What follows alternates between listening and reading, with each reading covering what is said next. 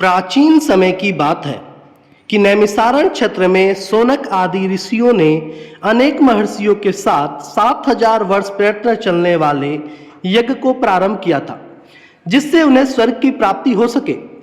उस क्षेत्र में सूत जी पधारे, तब ऋषियों ने उनका बहुत आदर सत्कार किया, क्योंकि सूत जी पौराणिक कथा कहने में सिद्धहस्त थे और उन्होंने विभिन्न रूपों से अनुभव प्राप्त किया हुआ था। इसलिए सारे ऋषियों ने उनसे कहा, आप हमें इस संसार, भगवान, यमलोक तथा दूसरे शुभ अशुभ कर्मों के बारे में बताएं, जिससे मनुष्य किस रूप को प्राप्त होता है, इसका ज्ञान हमें देने की कृपा करें। सूत जी ने कहा, इस संसार जगत के निर्माता भगवान विष्णु हैं। वो जल में रहते हैं, इसलिए उनका नाम नारायण है।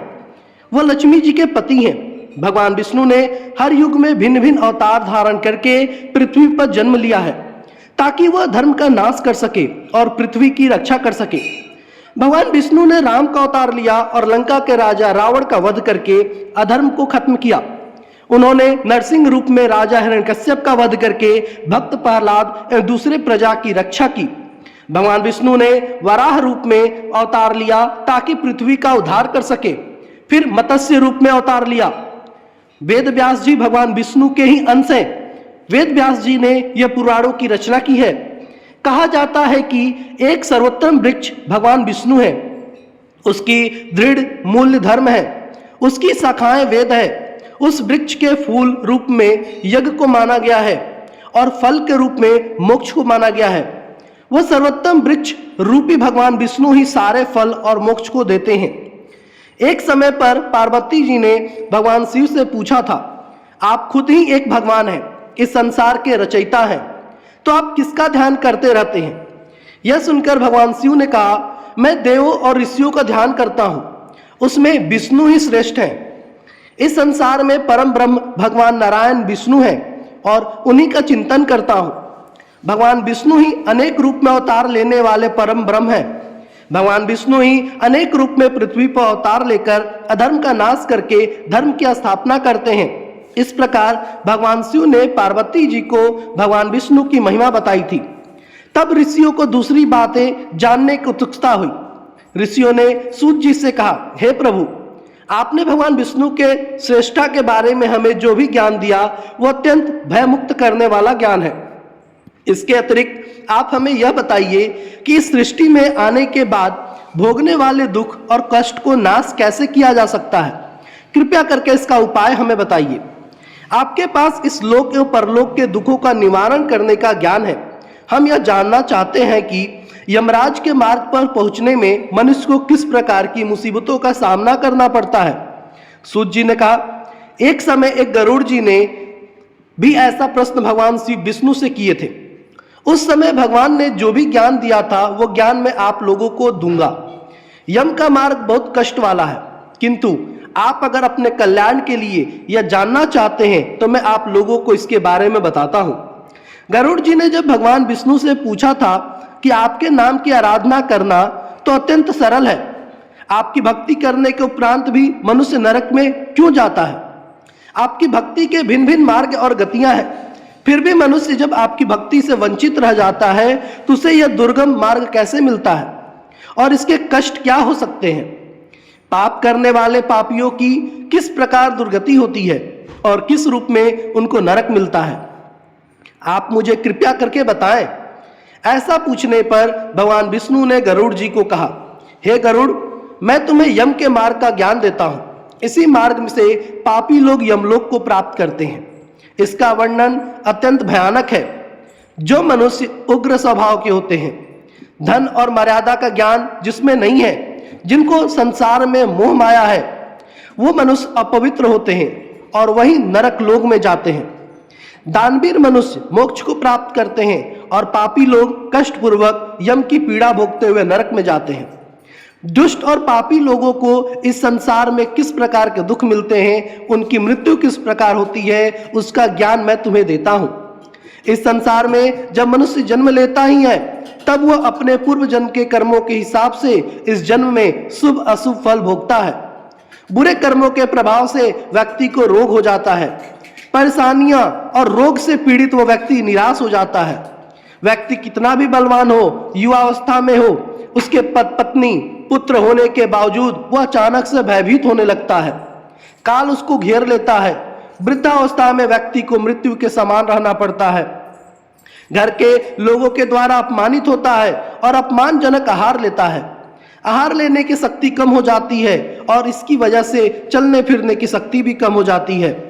कफ के कारण स्वर्ण नलियां चल नहीं पाती, स्वास्थ्य बिगड़ने लगता है, खटिया पे पड़ा रहता है, मृत्यु के निकट आ जाता है। मृत्यु के निकट आने पर देवता जैसे मनुष्य की दृष्टि भी दिव्य हो जाती है। मरते समय पापी के पांचों तत्व अपने स्थान छोड़ देते हैं और उसका एक क्षण भी मुश्किल से बीतता है। मनुष्य को इतना पीड़ा होती है कि जितनी बिच्छू के काटने से होती है। यमदूतों के भय से उसके मुंह से जाग और लार गिरने लगते हैं। ऐसे ही पापियों के प्राण जब निकलते हैं तब उनको यमदूत मिलते हैं। यमदूत के लाल नेत्र होते हैं और मुख भयानक होता है। उस समय यमदूत अत्यंत क्रोधित होते हैं और उनके हाथ में पास और दंड होता है और वो दांत को पीसते हैं। उनके मुख काले और नख विशाल होते हैं। उनको देखकर प्राणी भयभीत होकर मलमूत्र का त्याग करने लगता है। ऐसी अवस्था में जीव शरीर से निकल जाता ही है और मोह में अपने घर को देखता है। उसी ही समय यमदूत उसे पकड़ लेते हैं। यमदूत उसे गले में रस्सी बांधकर ऐसे ले जाते हैं जैसे गुनहगार को सिपाही राजा के पास ले जाता है। वे यमदूत मनुष्य को मार्ग में नरक के भयानक दुख और तकलीफों के बारे में बताते हैं और धमकियां भी देते हैं। यमदूतों की ऐसी कठोर बाणी को सुनता है और तड़पता है। भय से तड़पता वो मनुष्य अपने पापों को याद करते हुए उस मार्ग से जाता है। कुत्ते मार्ग में उसे काटते हैं। उस मार्ग में उसे खाने को खाना और पानी नहीं मिलता। सूर्य की तेज गर्मी में चलना पड़ता है। यमदूत उसे मार्ग में कूड़े से मारते हैं और घसीट कर ले जाते हैं। इस प्रकार अत्यंत पीड़ा सहन कर वो अंधकारमय यमलोक में पहुंच जाता है। वहां उसे उसके पापों का फल मिलता है। यमराज उसे घोर नरक की यातना देकर फिर से मनुष्य लोक में भेजते हैं। अपने पुत्रों द्वारा किए गए पिंड और दान को वह जीव खाता है, पर फिर भी पापी जीव होने के कारण उसकी तृप्ति नहीं होती। जिस मनुष्य का पिंडदान नहीं होता है वो प्रेत योनि में रहकर निर्जन वन में दुख पूर्वक भ्रमण करते हैं। यम की यातना भोग बिना जीव को मनुष्य के रूप में जन्म नहीं मिलता और वह अन्य योनियों में भटकता रहता है। उस पिंड के रोज 4 भाग होते हैं। उसमें से 2 भाग पंचभूतों को, 1 भाग यमदूतों को और 1 भाग उस जीव को खाने को मिलता है। ऐसे 9 दिन का पिंडदान करते ही हैं और वे लोग खाते हैं। जब मनुष्य का शरीर जलाते हैं उसके बाद उनके पुत्र जो पिंडदान 9 दिन करते हैं उसे उस जीव को 10वें दिन देह मिलता है। वह जीव को देह आकार यमलोक में अपने कर्मों का भोगना पड़ता है। अब किस तरह से 10 दिनों के पिंड से शरीर बनता है उसे बताता हूं।